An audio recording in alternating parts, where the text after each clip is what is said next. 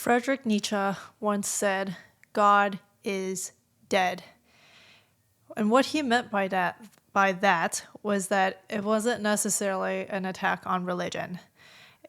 But there was a change and a shift that people don't observe religion as much as they used to. And that religion used to give people a shared sense of meaning, a shared sense of purpose, and it's not functioning in that way anymore. And so when that kind of foundation disappears, we kind of get met with perhaps a challenging question, right? Like, what if meaning and purpose isn't given to us anymore? Then how do we live? What is the purpose of life? Like, what is the meaning of life?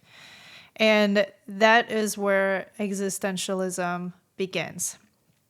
And that's also where layered existentialism is going to start where we explore deeper questions about all of this. And before I go into that, I just wanted to briefly say what existentialism is as well. So existentialism in a philosophical term is that life does not necessarily have an inherent meaning that when we were born, we didn't come here with a sense of purpose. It's not like we came here with a predestined job or something we were supposed to do. But with that being said, it sounds kind of sad to me. It's a little bit liberating because we get to choose what we become. And before I begin reading, because my intention is to read my Substack post to explore some of layered existentialism, one important thing that I wanted to say is what I'm sharing here on layered existentialism is an ongoing body of work. Like, this is not finished. I don't see this being finished, and I don't necessarily think it's meant to be finished, right? Because life is just not finished. It doesn't matter if you go to it, if you're living your life now in your 20s, or you're living life through your 40s, 60s, 90s, 100s, what have you. But it's something that I'm developing slowly, and it's going to be through observation, life experiences, other people that I speak with, and with of course, reflection in mind as well. But to understand it, it helps to briefly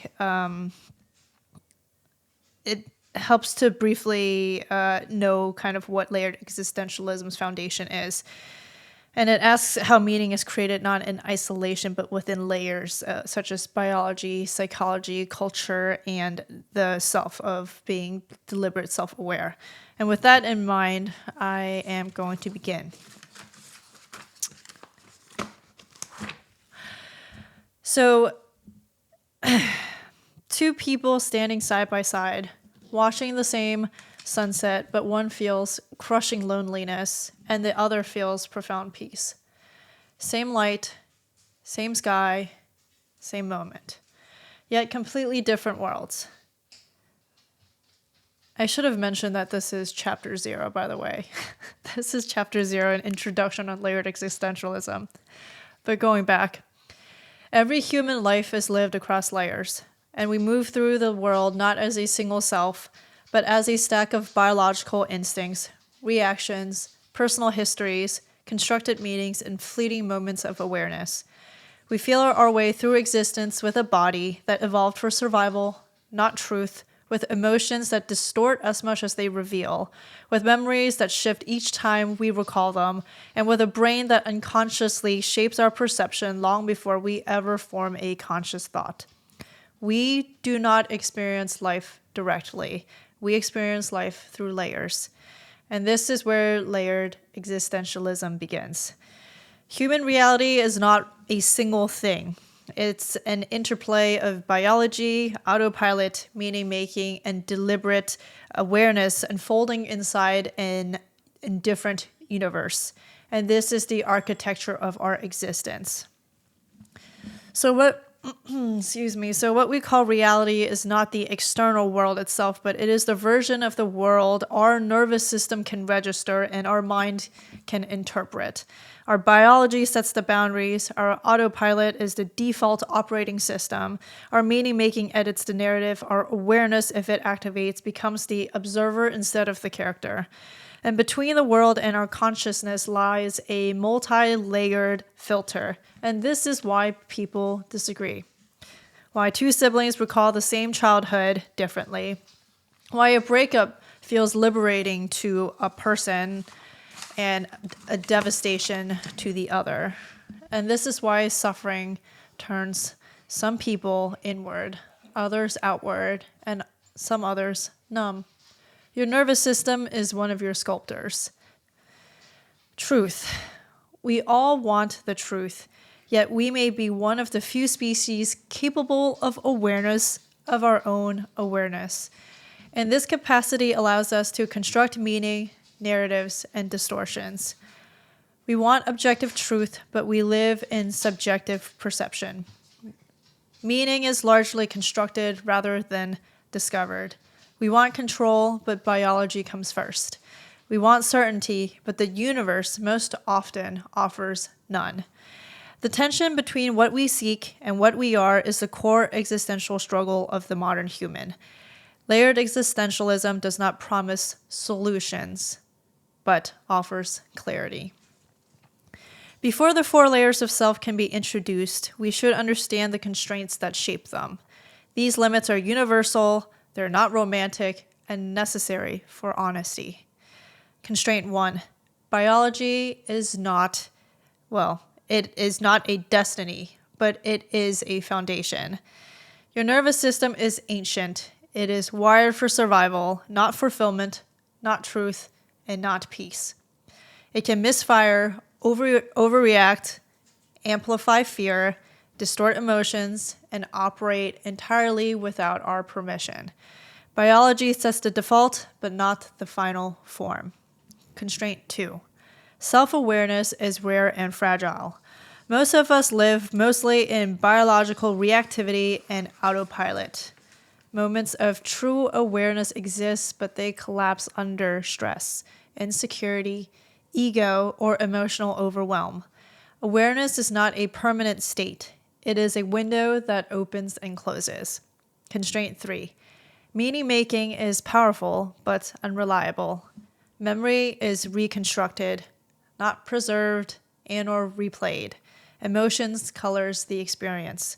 Trauma warps the narrative. Culture shapes interpretation, and meaning stabilizes us and deceives us. It is both a medicine and illusion. Constraint 4. The universe is indifferent. The universe is not hostile nor kind. It simply just is. Entropy, gravity, time, and decay continue untouched by humans' stories. And this is not meant to depress, but it is to liberate. In an indifferent universe, meaning must be created, not discovered. Though sometimes, by pure serendipity and happenstance, it arrives feeling like it was waiting for us all along.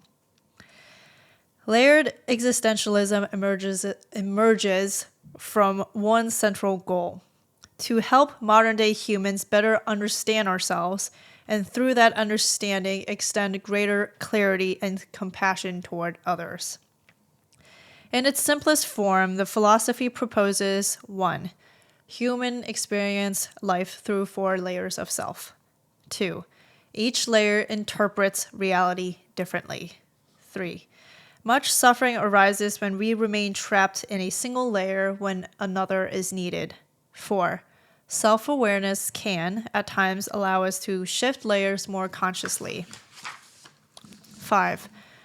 Through intentional effort, we can grow meaningfully, but only within the constraints of biology and environment.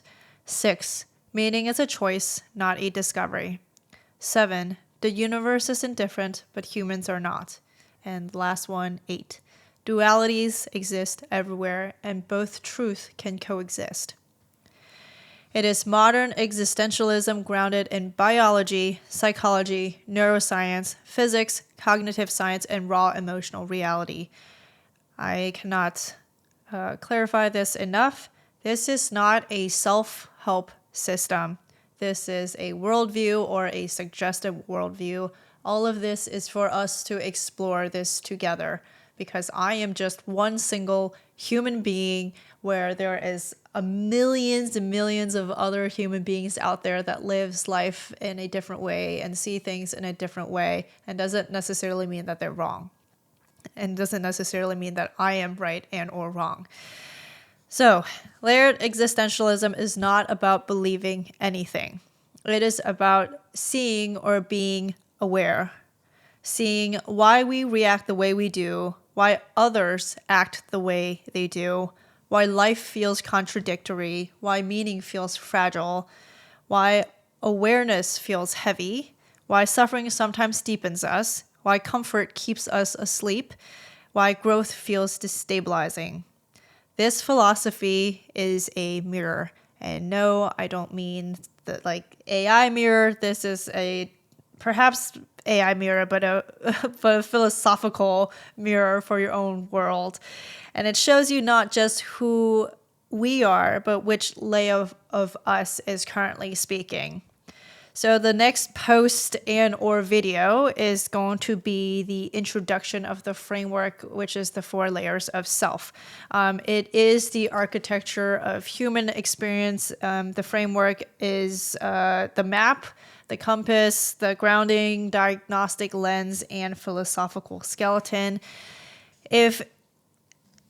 And like I've mentioned earlier, this is supposed to be exploratory for whomever that's watching this video, for whomever that is reading my writing, and for us to explore this together. Let me know what you think. If you're like, hey, this sounds very interesting, let me know. If you feel like this is very unsettling and you don't agree with it, let me know. Please feel free to comment, share this with whoever that you think might find this useful. Or if you want to just contact me directly, please feel free to email me at thefourthlayerr@gmail.com. So the fourth, FOURTH, layer with 2 R's, LAYERR @gmail.com. And as always, thank you for being here. I am very excited to share this because life is amazing. It can be amazing, right? If you're not in the darkness of life. But with that being said, upward and onward, my friends. Until next time.